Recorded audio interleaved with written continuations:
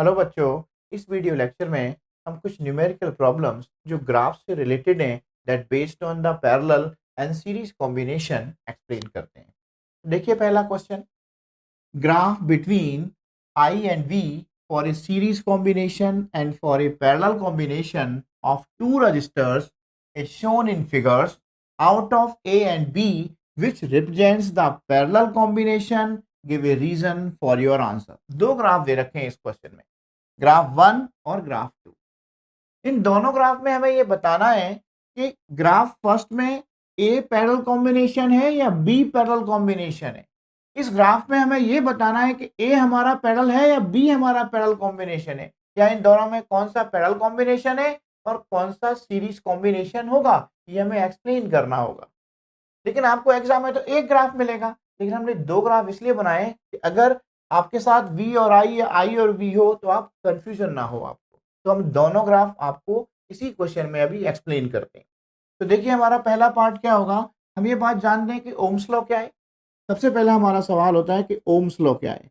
हम जानते हैं कि ओम्स लॉ होता है V equal to I R. Ohm's law क्या है? V is equal to I R, where V potential difference है, I करंट फ्लोइंग सर्किट है और R रेजिस्टेंस है।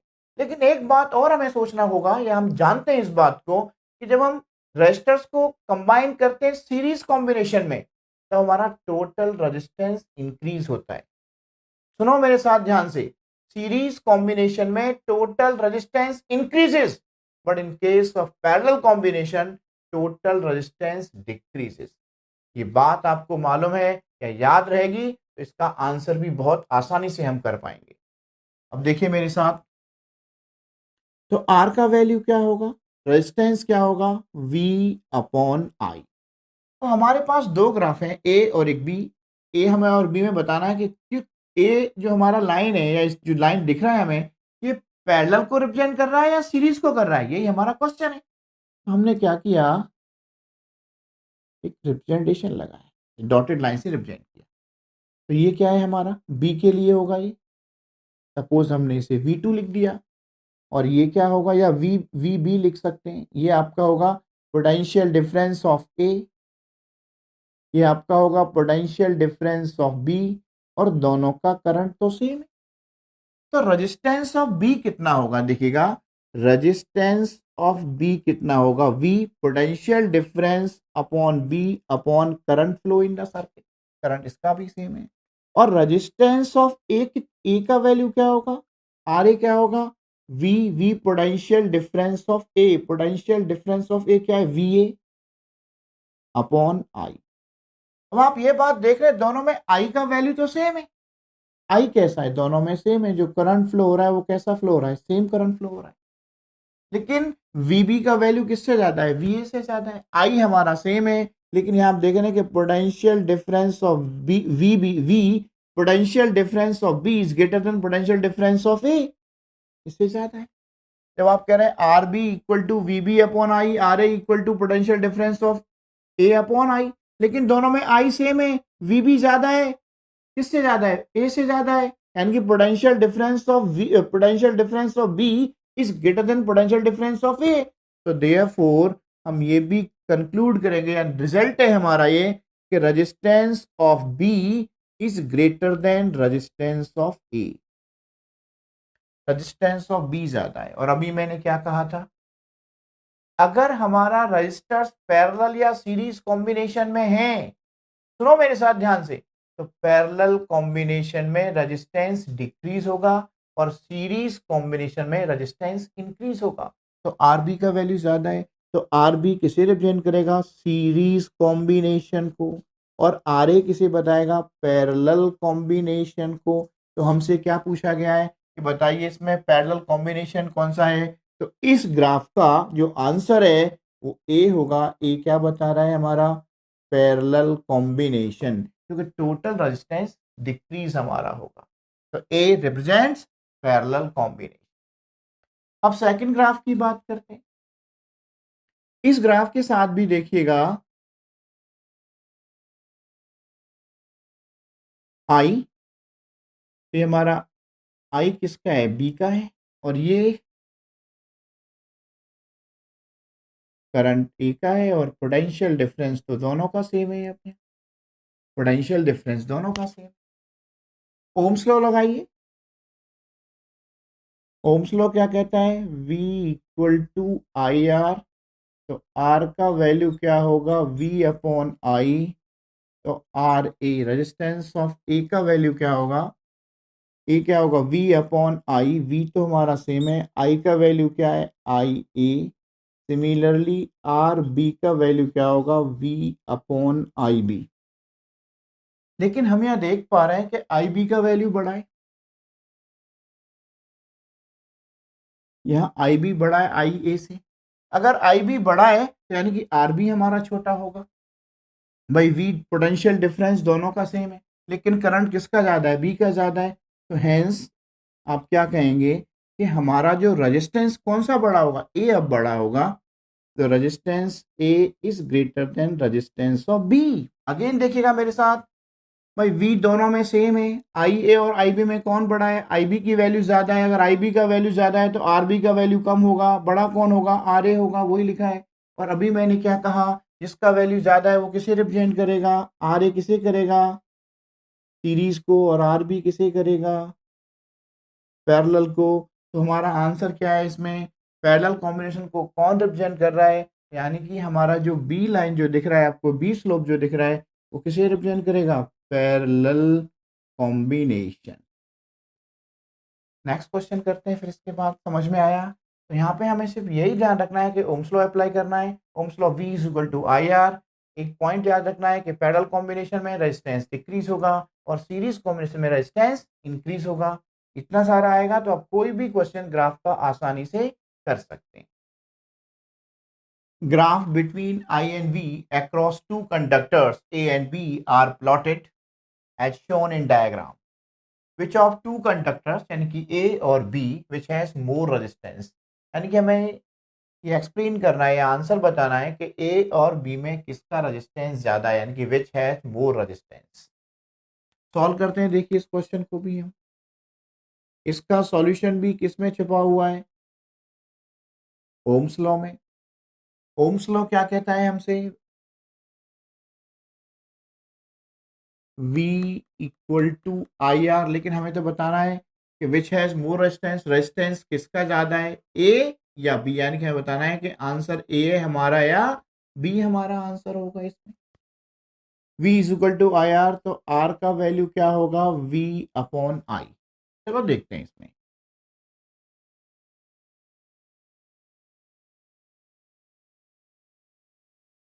सपोज हम आई की जो वैल्यू लिखते हैं, ये 0 है, ये 5 है, ये 10 है, ये 15 है, और ये हमने कहा सपोज ये 5 है और ये 10। लेट अस कंसीडर, मान लिया हमने ऐसे। तो हमें ये कैलकुलेट करना है कि रेजिस्टेंस किसका ज़्यादा होगा। जब हम किसी चीज़ को इस तरीके से प्लॉट करके करेंगे ना, तो उसको रटना नहीं पड़ेगा, आपको आसानी से समझ में आएगा आंसर आपका। हम बात करते हैं रेजिस्टेंस ऑफ बी निकालें। What is the resistance of B? Formula क्या होगा? पोटेंशियल डिफरेंस ऑफ वी और current flow in this one. Current तो आपका इन बी। तो पोटेंशियल डिफरेंस ऑफ वी कितना है? पोटेंशियल डिफरेंस जब हमने इसको प्लॉट किया तो पोटेंशियल डिफरेंस दोनों का 10 ही है upon I. I current, current कितना फ्लो हो रहा है फॉर बी के लिए? 15।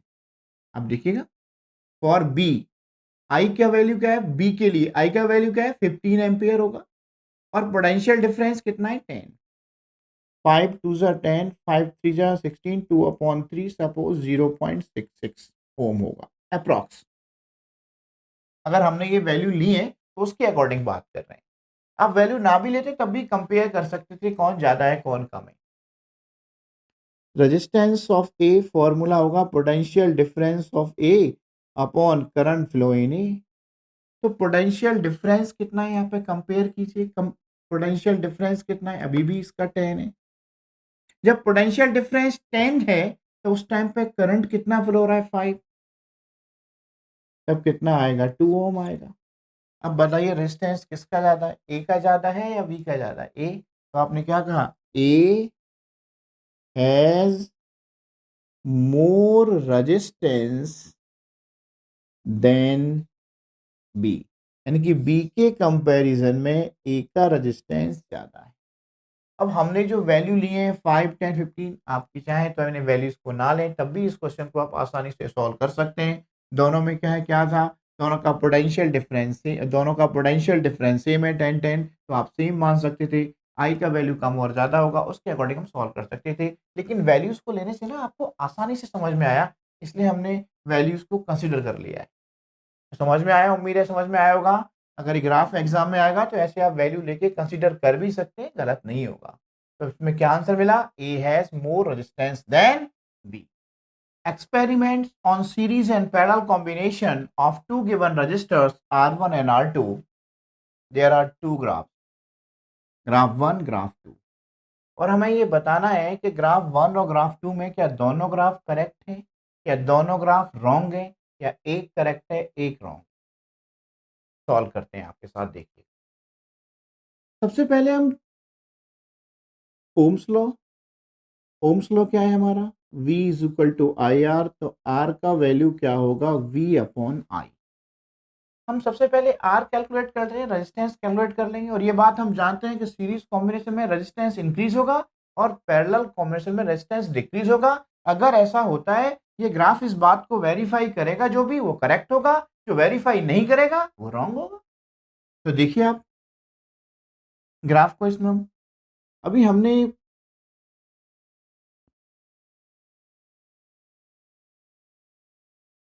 सपोज ये हमारा सीरीज कॉम्बिनेशन है, तो ये पोटेंशियल डिफरेंस किसका मिल रहा है हमें? सीरीज कॉम्बिनेशन का।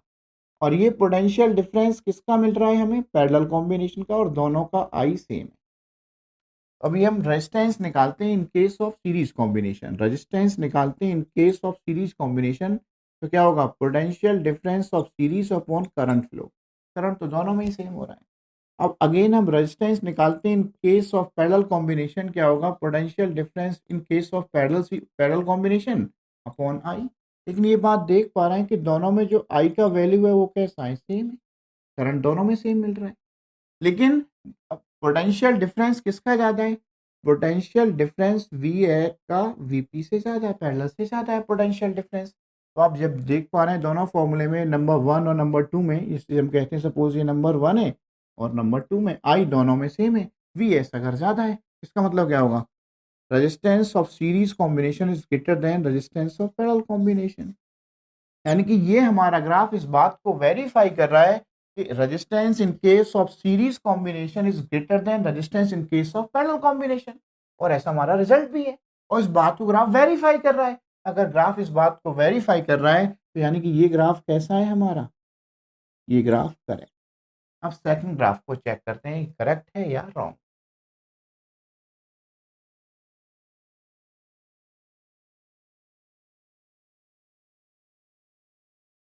देखिएगा, ये करंट फ्लो रहा है आई। सपोज मैं एक वैल्यू मान लेता हूँ इसमें, ये 5 है, ये 10 है, और ये हमारा क्या है? सपोज करंट आपका पोटेंशियल डिफरेंस है, सपोज हमने 5 ले लिया, मान सकते हैं, या ऐसे भी हम इसको कर सकते हैं। ये जो 5 वैल्यू है किसका है? ये पैरेलल कॉम्बिनेशन के साथ है। किसके साथ है ये वैल्यू? पैरेलल कॉम्बिनेशन के साथ है। और ये वैल्यू किसके साथ मिल रहा है? सीरीज कॉम्बिनेशन के साथ मिल रहा है। Ohm's law, V equal to I R. R हमें कैलकुलेट करना है V अपॉन आई। तो हमारा resistance in case of series combination जो ग्राफ में दे रखा है, रेजिस्टेंस कितना होगा? V upon I. Series combination के केस में हमारा जो पोटेंशियल डिफरेंस है वो कितना है? 5 है। और आई का वैल्यू कितना है? आई हमारा कितना है? 10 है। 5/10 यानी कि 0.5, sorry 0.5 ohm. Resistance in case of parallel combination, again formula V upon I.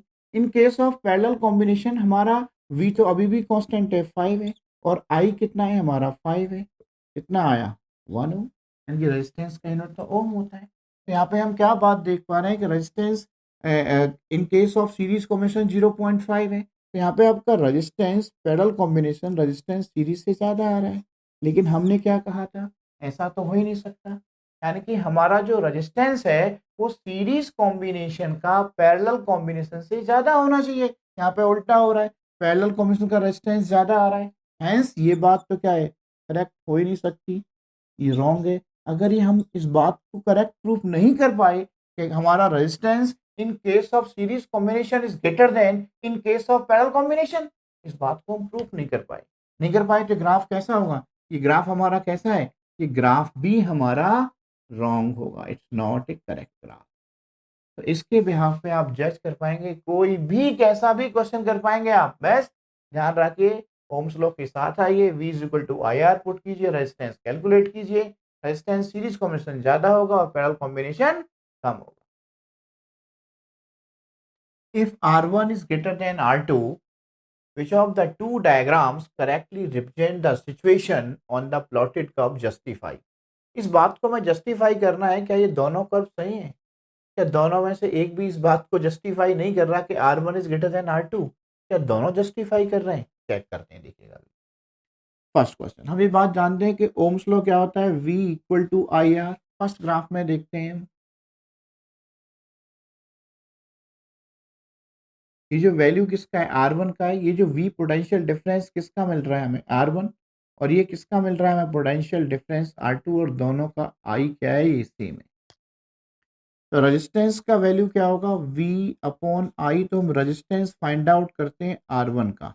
Resistance किसका निकाल रहे हैं हम, रेजिस्टेंस भी हमने R1 नाम दे रखा है, R1 फाइंड आउट करते हैं, रेजिस्टेंस सॉरी R1 का वैल्यू क्या होगा, पोटेंशियल डिफरेंस इसका अपॉन I, और R2 का वैल्यू क्या होगा, potential difference R2 divided by I। लेकिन दोनों का I का वैल्यू कैसा है, दोनों में I तो सेम है, दोनों का I तो सेम मिल रहा है, हमने ग्राफ से देखा अभी। लेकिन पोटेंशियल डिफरेंस किसका ज्यादा है, पोटेंशियल डिफरेंस R1 का ज्यादा मिल रहा है इस कर्व से। I दोनों का सेम है, अगर पोटेंशियल डिफरेंस R1 का ज्यादा मिल रहा है तो R1 का वैल्यू क्या होगा, R2 से ज्यादा होगा। तो therefore R1 is greater then R2। और हमसे क्वेश्चन में भी क्या करा है कि इस बात को जस्टिफाई करो कि R1 R2 से बड़ा है, यानी कि ग्राफ फर्स्ट इस बात को जस्टिफाई कर रहा है कि R1 is greater then R2। अब ग्राफ सेकंड चेक करते हैं, क्या ये भी इस बात को जस्टिफाई कर रहा है या जस्टिफाई नहीं कर रहा है।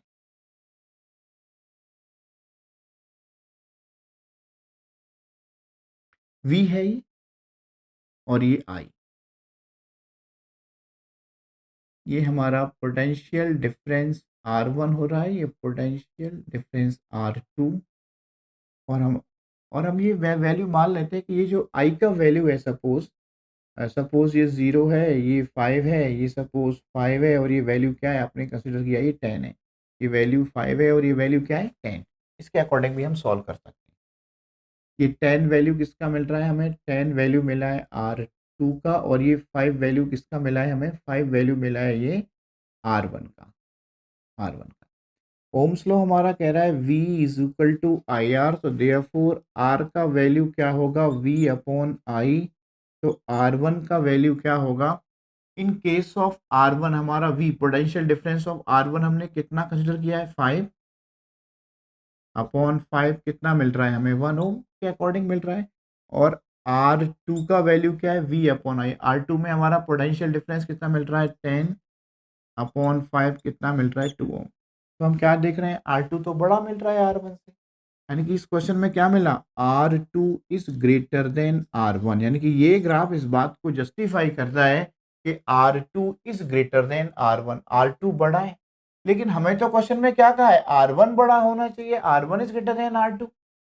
समझ में आ रहा है, इस ग्राफ के अकॉर्डिंग कौन बड़ा है, R2 बड़ा है, यानी कि ये इस बात को जस्टिफाई नहीं कर रहा। ये इस बात को जस्टिफाई कर रहा है R1 is greater then R2, but ये क्या जस्टिफाई कर रहा है, R2 is greater then R1, यानी कि ये इस बात को नॉट जस्टिफाई कि R1 is greater then R2। ये ग्राफ इस बात को जस्टिफाई करता है। 3 VI graphs are drawn individually for two resistors and their series combination out of A, B, C, which are represents the graph for series combination of other two. Give reasons. हमें बताना है कि A, B, C में कौन सा हमारा जो graph है वो कॉम्बिनेशन है दोनों का, out of A, B, C में। अब ये बात जानते हैं कि when two resistors are connected in series. अगर दो रजिस्टर को आप सीरीज में कंबाइन करेंगे तो आर का वैल्यू क्या होगा, R1 plus R2। In case of series combination resistance क्या होगा, इंक्रीज होगा। और हमारा ओम्स लॉ इस बात को कहता है कि V is equal to I R, तो R का वैल्यू क्या होगा, V अपॉन आई। तो इसमें चेक कीजिए कि सब हमारा जो इसमें पोटेंशियल डिफरेंस है, सॉरी हमारा जो रेजिस्टेंस है सबसे ज्यादा किसका है, ए बी या सी का। अब ये बात हम देखेंगे यहाँ से ओम्स लॉ के अकॉर्डिंग, ये आई है। ओम्स लॉ क्या कह रहा है, V is equal to I R, तो यानी कि देखो सबका आई तो सेम मिल रहा है, लेकिन पोटेंशियल डिफरेंस सबसे ज्यादा किसका दिख रहा है आपको, सी कॉम्बिनेशन का दिख रहा है ना। अभी हमने बहुत सारे सवाल भी किए, आई सबका सेम है, तो रेजिस्टेंस सबसे ज्यादा किसका है, सी का सबसे ज्यादा है, यानी कि हमारा सबसे हायर रेजिस्टेंस किसका है, सी का है। भाई ओम्स लॉ के R is equal to V upon I, V सबसे ज्यादा वैल्यू किसका है, सी का वैल्यू ज्यादा है, तो resistance of C is higher than other two, यानी कि अदर टू क्या है आपके, ए एंड बी, ए और बी से ज्यादा है।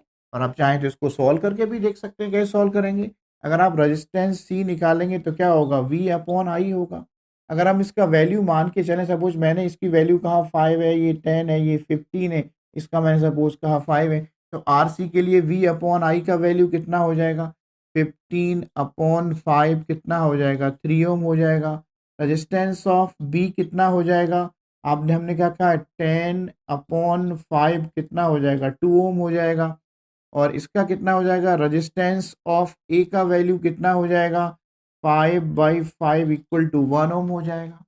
तो आप खुद भी इस बात को देख पा रहे हैं बड़े आसानी से कि हमारा जो सीरीज रियल कौन है, आपका सी है, यानी कि सिर्फ, और वैसे भी दिख रहा है कि सबसे ज्यादा स्लोप किसका है, सी का ज्यादा है। Slope of C is greater than A and B and C represents graph of series combination. और आपको दिख भी रहा है इस ग्राफ से, अगर हमने कहा, यानी कि सी रिप्रेजेंट कर रहा है, किसको रिप्रेजेंट कर रहा है,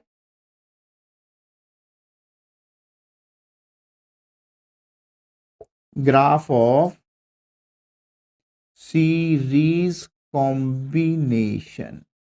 और यहाँ पे भी हम देख पा रहे हैं इन दोनों का सम कितना है, 2+1, यानी कि इन दोनों का जो सम मिल रहा है आपको, R A plus R B, दोनों का सम कितना मिल रहा है, 3 ओम मिल रहा है, और ये 3 ओम उसके इक्वल है। तो अब इस बात से भी हमने इस बात को जस्टिफाई कर लिया। वैसे भी आप इसको डायरेक्ट भी एग्जाम में सॉल्व कर सकते हैं, अगर ऐसे करेंगे तो बहुत ही बेटर है। तो आपने कंसिडर किया, आपने बिल्कुल एक एग्जैक्ट आंसर निकाला उसका। लेकिन ये भी लिख सकते हैं कि हमारा जो सी ग्राफ है रिप्रेजेंट कर रहा है, क्या रिप्रेजेंट कर रहा है, ग्राफ ऑफ सीरीज कॉम्बिनेशन। उम्मीद करता हूं मेरे बच्चों, ये जो मैंने आपके सारे साथ बहुत सारे ग्राफ के question that based on parallel combination and series combination, उम्मीद करता हूं बहुत अच्छे से समझ में आए होंगे। अगर मेरे बच्चे आपको बहुत अच्छे से समझ में आए हैं तो आप हमारे जो वीडियो लेक्चर हैं उन्हें लाइक भी करें, सब्सक्राइब करें, ज़्यादा से ज़्यादा अपने फ्रेंड को शेयर भी करें। धन्यवाद बच्चों, और मन लगा के पढ़ाई करते रहिए आप।